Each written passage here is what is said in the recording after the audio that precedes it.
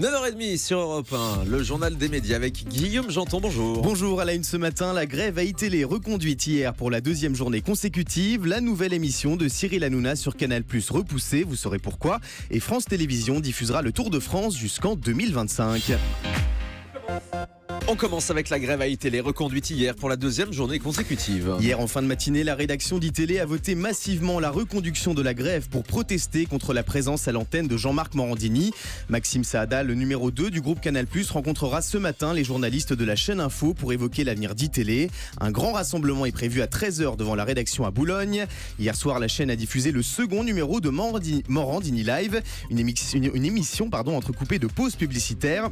Contrairement à celle de la veille, et la marque de jus de fruits Innocent, qui fait partie des annonceurs, a découvert avec stupeur la présence de son spot au sein de ses pages de pub.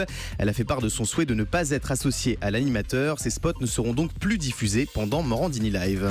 Cyril Hanouna repousse le tournage de sa nouvelle émission sur Canal+. Ce soir, Canal+ devait diffuser en deuxième partie de soirée la grande première du Hanouna Show, un nouveau divertissement présenté par Cyril Hanouna.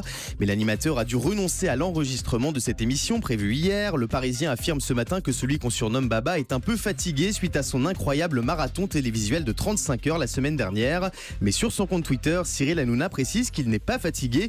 Il n'a simplement pas eu le temps de préparer l'émission comme il le souhaite. Le tournage du Hanouna Show avec l'infatigable Baba a été reporté au 28 octobre prochain pour une diffusion le 2 novembre. Ça arrivera bientôt. Donc France Télévisions diffusera le Tour de France jusqu'en 2025. France Télé et le groupe organisateur du Tour de France ont annoncé hier avoir signé un accord de diffusion jusqu'en 2025. France Télévisions a également confirmé la production et la diffusion en intégralité du Paris-Roubaix et de toutes les étapes du Tour dès l'année prochaine. Delphine Ernotte, la présidente du groupe, s'est félicitée de ces nouvelles dans un communiqué. Yann Barthès va faire vivre l'élection présidentielle américaine en direct aux téléspectateurs de Quotidien. Le 8 novembre prochain, jour de l'élection présidentielle américaine, TMC proposera un numéro spécial de Quotidien consacré à l'événement avec des duplex et des reportages. Quelques heures plus tard, à 23h30, Yann Barthès reprendra l'antenne de TMC pour animer Quotidien, la nuit américaine. Une soirée spéciale en direct avec une équipe de reporters mobilisés dans les principales villes américaines, des lives musicaux et des happenings. TF1 et M6 devraient se partager les matchs de l'équipe de France à partir de 2018. Pour la première fois de son histoire, M6 devrait décrocher les droits de diffusion de la moitié des matchs de l'équipe de France de football entre 2018 et 2022. Selon l'équipe, TF1 et M6 se sont entendus sur une offre commune évaluée à 140 millions d'euros pour retransmettre les 40 matchs des Bleus prévus à cette période, parmi lesquels se trouvent des rencontres de Coupe du Monde. On rappelle qu'M6 a réalisé son record d'audience historique grâce à l'équipe de France lors de la finale de l'Euro en juillet dernier, avec plus de 20 millions de téléspectateurs en moyenne. Un documentaire événement de France 2 consacré au Bataclan, un an après les attentats du 13 novembre dernier. France 2 proposera prochainement Bataclan, une vie de spectacle, un documentaire inédit consacré à la mythique salle parisienne, théâtre d'un massacre lors des attentats du 13 novembre dernier.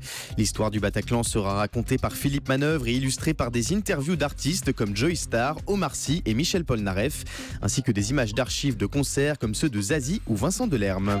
Et puis ce soir, France 4 lance en prime time la 6e édition d'une saison au zoo. Ce programme familial nous emmène dans les coulisses du zoo de la Flèche dans la Sarthe et nous fait découvrir le quotidien de ceux qui travaillent avec passion aux côtés des animaux.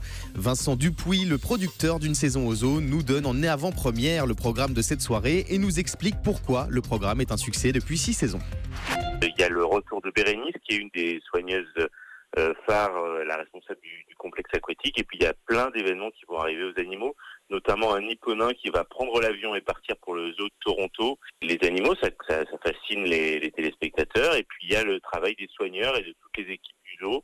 On se rend compte que c'est vraiment des gens qui sont passionnés, c'est vraiment des gens qui font leur travail avec la plus grande honnêteté, le plus grand courage possible. Cette transmission du savoir des soigneurs envers les téléspectateurs et puis la possibilité de voir des animaux qu'on voit pas tous les jours.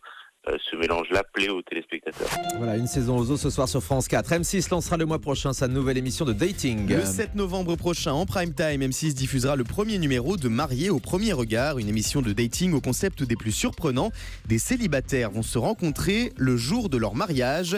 Les 100 participants seront encadrés par des psychologues, des sexologues et un sociologue. Ils devront passer une série de tests étonnants pour jauger leur compatibilité, comme par exemple sentir une enfilade de t-shirts portés pendant 3 nuits. Ça donne envie. aussi, hein, et donc ils vont se marier immédiatement après s'être rencontrés, mariés au premier regard. Et dans un instant, on vous dira quels seront les prochains concepts les plus fous à la télévision. Ils sont présentés en ce moment au MIP TV à Cannes. Les détails du prochain débat de la primaire de droite sur BFM TV et CNews. Après avoir débattu sur TF1 la semaine dernière, les 7 candidats à la primaire de droite vont remettre ça le 3 novembre prochain en direct sur BFM TV et iTélé, rebaptisé CNews d'ici là.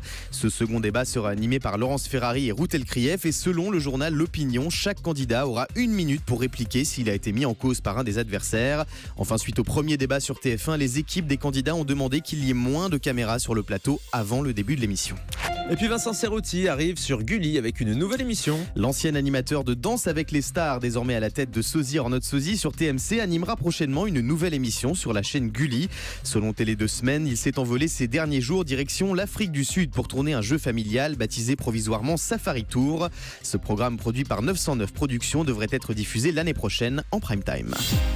Et on termine avec le chiffre du jour. 20 000 €, c'est le montant moyen facturé par un grand réalisateur de télévision pour piloter un prime-time événement de TF1 comme The Voice ou Danse avec les stars. Le Parisien s'intéresse ce matin aux réalisateurs stars du petit écran et révèle que ce métier très fermé peut parfois rapporter gros. Ah oui, effectivement, 20 000 € la soirée, c'est pas mal. Il faudra qu'on s'intéresse aux coulisses de la réalisation, dans notre partie coulisses chaque jour entre 10h et 10h30. On invitera ces grands réalisateurs, ils vous expliqueront concrètement leur métier. On va organiser ça prochainement. Et tout à l'heure, on sera dans les coulisses de la Star Academy. Ça fait 15 ans, jour pour jour, que la Star Academy a ouvert ses portes au fameux château de Damary-les-Lys. Et tout à l'heure, on reviendra avec tous les protagonistes de l'époque sur ce premier grand prime time. Et cette émission qui a révolutionné les télécrochets avec des chansons que personne n'a oubliées comme celle-ci.